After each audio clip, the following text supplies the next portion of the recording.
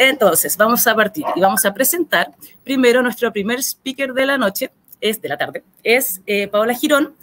Paola Girón es urbanista, es directora del Núcleo Milenio Movilidades y Territorios, MOVIT, movit.cl para los que quieran averiguar más. En la página web está linkeado todo para que sigan su trabajo. Ella es profesora asociada al Instituto de Vivienda INVI y coordinadora del programa de doctorado Territorio, Espacio y Sociedad de la Facultad de Arquitectura y Urbanismo de la Chile. Además es investigadora asociada del COES y directora del Núcleo Milenio. Eso.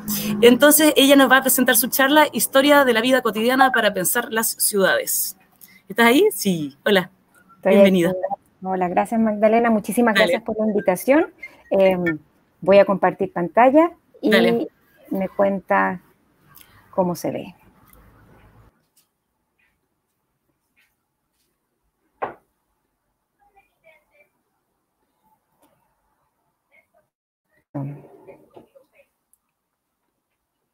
¿Me confirma se ve bien, Magdalena?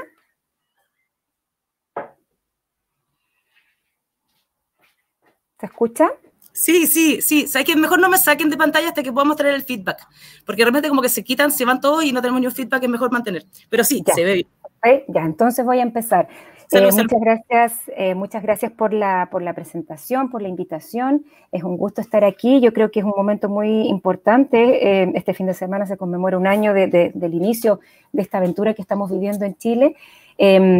Y para nosotros como Núcleo Milenio y como académicos de la Universidad de Chile, ha sido un periodo muy importante y lo que quiero presentar hoy tiene que ver con cómo nosotros vemos esto que ha pasado desde el estallido, la pandemia, y cómo nosotros desde la mirada de la movilidad y la vida cotidiana podemos empezar a pensar qué es lo que puede venir a futuro. Entonces, yo lo que quiero contar es un poco cómo vemos nosotros esto de la vida cotidiana. Y claro, nosotros situándonos hace un año casi, no eran 30 pesos claramente, y lo que nosotros planteamos ya desde ese entonces era cómo lo que no se veía era la vida cotidiana. Entonces, lo que pasó en ese momento, y yo me acuerdo, era un viernes por la tarde, cuando ya llevaron varios días que los jóvenes empezaron a saltar el torniquete, y empezó a suceder esto, y había muchas conversaciones en torno a lo que estaba sucediendo. No se entendía muy bien, se decía que esto no iba a aprender, se decía que los jóvenes más o menos no entendían lo que estaba pasando. Empezaron a cerrar las estaciones y yo me acuerdo ese viernes cuando se cerró todo, cómo se frenó la ciudad y cómo empezamos a entender que algo distinto estaba sucediendo y qué es lo que implica esto en términos de ciudad, de territorio, de vidas cotidianas, de una ciudad que empieza a paralizarse.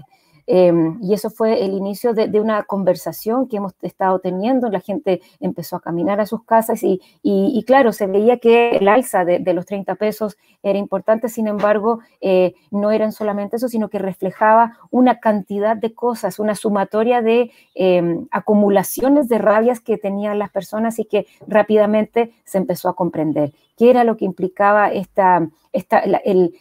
un elemento de la movilidad de nuestros desplazamientos cotidianos, que era la tarifa, empezó a reflejarse en las vidas cotidianas y en cómo las personas estábamos un poco cansados y de que esta vida que nosotros tenemos, que estos territorios que nosotros habitamos no están siendo vistos por las políticas públicas y claro, se puede aumentar los 30 pesos sin realmente comprender cómo esto va a impactar no solamente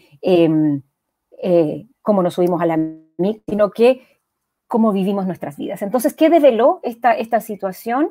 Que nos dimos cuenta que los diagnósticos que se estaban haciendo eran incompletos. Claramente no se estaba entendiendo lo que estaba pasando, no se estaba entendiendo que por un lado se puede subir la tarifa del metro, pero esto tiene implicancias en los problemas de vivienda, de las deudas, de las pensiones, del transporte, de los cuidados, de la vida cotidiana en general. Lo que empezamos a ver es que la forma en que nuestras autoridades, nuestros políticos y nuestros expertos, sobre todo, observamos esta realidad, vemos esta vida como fragmentada. Es decir, que nosotros no vemos la vida cotidiana de las personas, no se observa cómo nosotros a través de nuestros cuerpos surcimos este territorio y estas políticas públicas fragmentadas, pero surcimos a través de nuestros cuerpos unas ciudades territorios que están fragmentados, y eso es lo que empezamos a evidenciar y a darnos cuenta, y pese a que se decía cómo no lo vimos venir, yo creo que ya existían bastantes miradas sobre lo que estaba sucediendo, pero parte importante de los que están tomando decisiones claramente no vieron que esto tenía una vinculación directa con nuestras vidas cotidianas en general.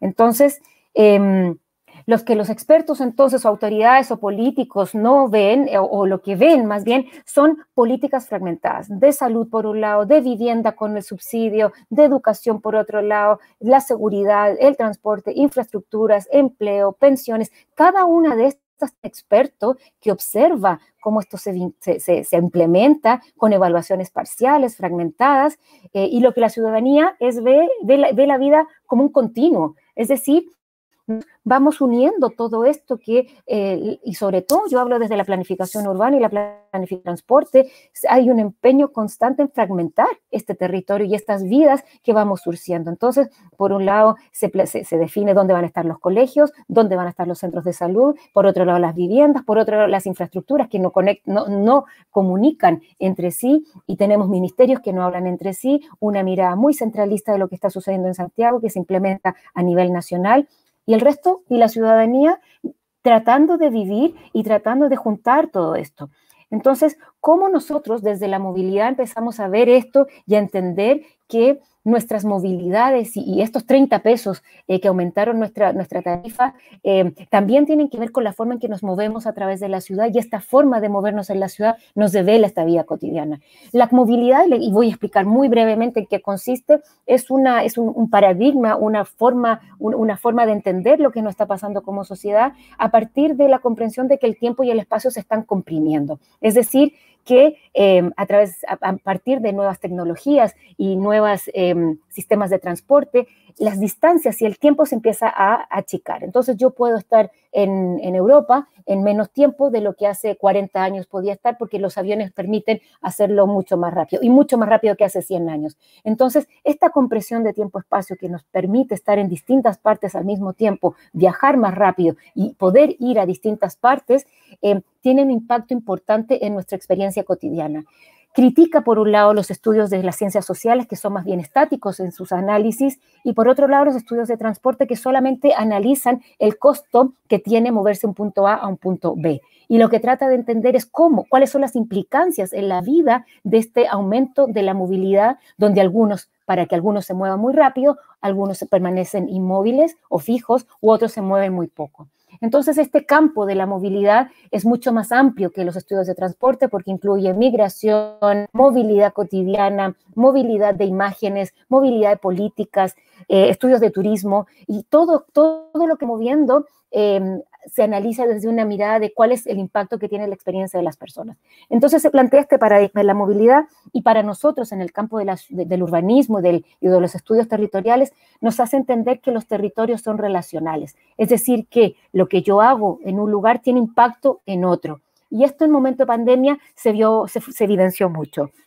Y por otro lado, lo que trata de entender es que estas movilidades tienen impacto en la experiencia de la vida cotidiana. Nuestras vidas están siendo impactadas por estos distintos tipos de movilidades. Y nosotros observamos la movilidad como un objeto de estudio, es decir, cómo y cuál es la experiencia de las personas cuando se mueven, y por otro lado, como un enfoque donde a través de la movilidad y comprender esta vida cotidiana se van develando otras cosas que los estudios tradicionales no lo logran ver.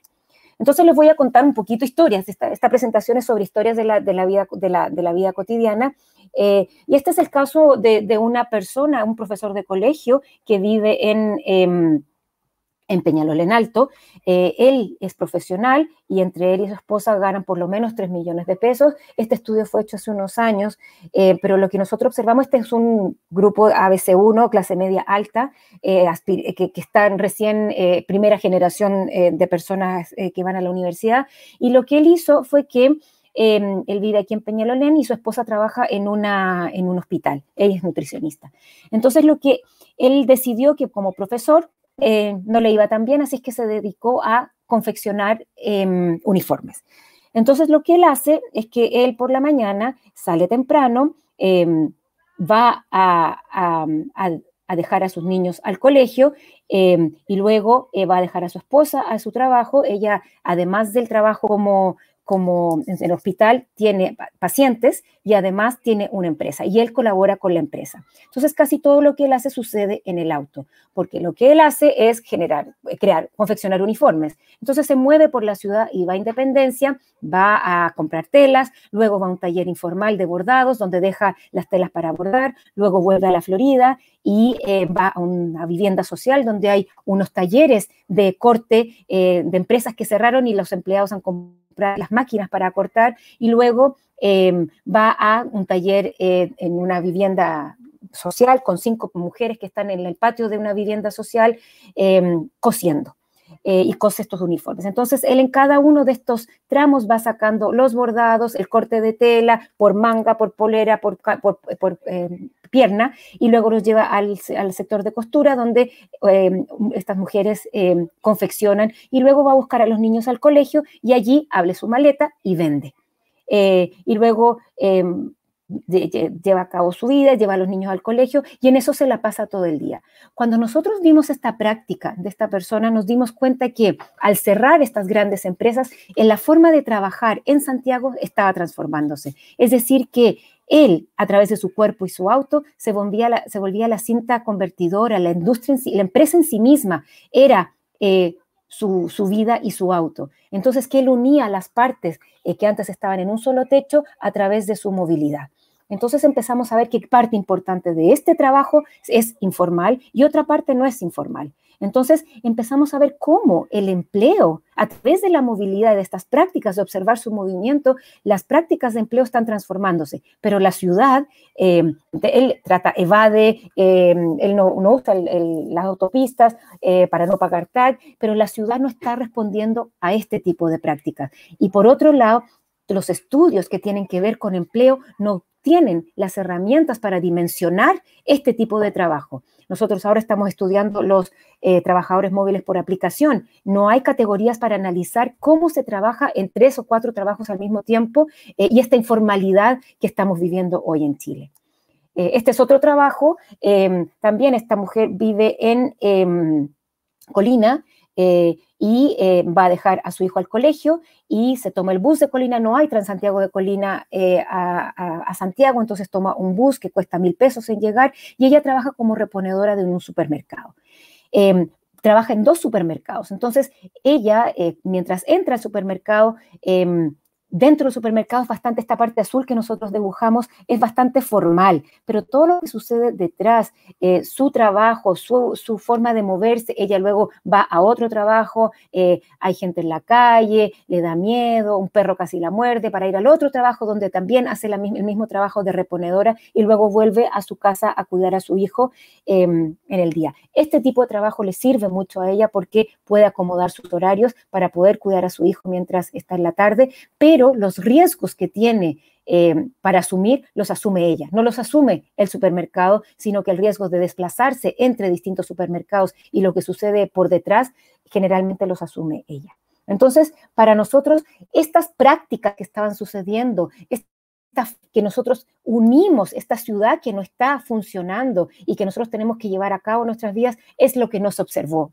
Estas vidas complejas, frágiles, con mucho endeudamiento, con mucha dificultad para vivirse, no se observaron y no fueron vistas y no fueron contempladas. Entonces, no era tan sorprendente que la gente se cansara. Con un alza en Transantiago, para muchas personas implicaba un mayor gasto, pero también era como suficiente, cómo nuestras vidas no están siendo vistas por un sistema. Entonces, ¿cuál es el rol que tiene la movilidad en esta vida cotidiana? Es fundamental, porque nuestras vidas suceden en movimiento y nosotros vivimos una vida integral, mientras que las políticas públicas y las distintas formas en que se interviene funcionan de manera sectorial y muy fragmentada en su forma de entender. Entonces, nosotros lo que empezamos a ver, a problematizar, es cómo reproblematizar lo que está sucediendo en nuestras vidas. Eso es lo que se está llamando a partir del estallido social y luego en la pandemia sucede mucho peor.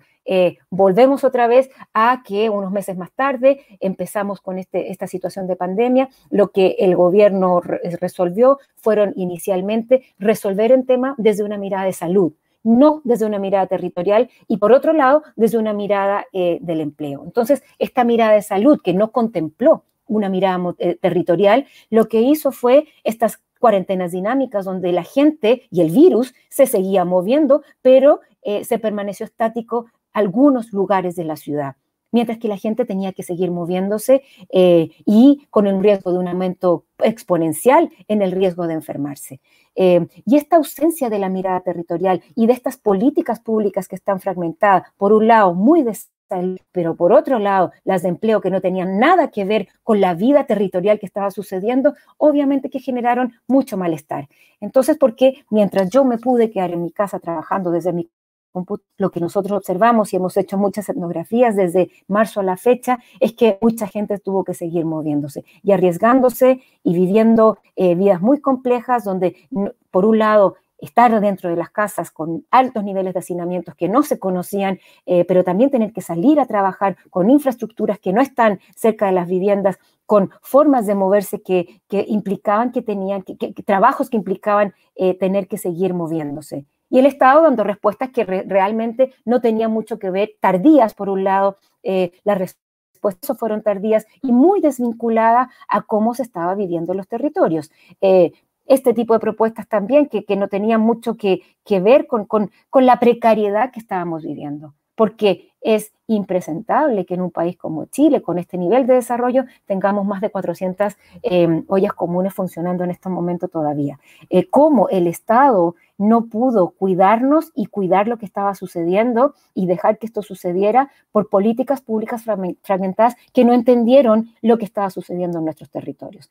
Entonces, para nosotros, esta movilidad que nosotros vivimos cotidianamente desde nuestros cuerpos, nos invita a pensar en este habitar en red, que nosotros lo vamos viendo, salimos de la casa, vamos a dejar a los niños al colegio, vamos a trabajar, pero también vamos a visitar, vamos al consultorio, vamos a comprar y vamos con niños y toda esta vida que sucede, cada una de las políticas lo mira de manera fragmentada y urge empezar a pensar en cómo habitamos nuestros territorios de una manera mucho más integral y mucho más vinculada a cómo la vivimos y más que a cómo queremos que se vivan y menos pensada en el Excel y la página y los datos que esperaríamos que estuvieran, que no están para comprender esta complejidad del habitar en red y del habitar cotidiano que estamos viviendo.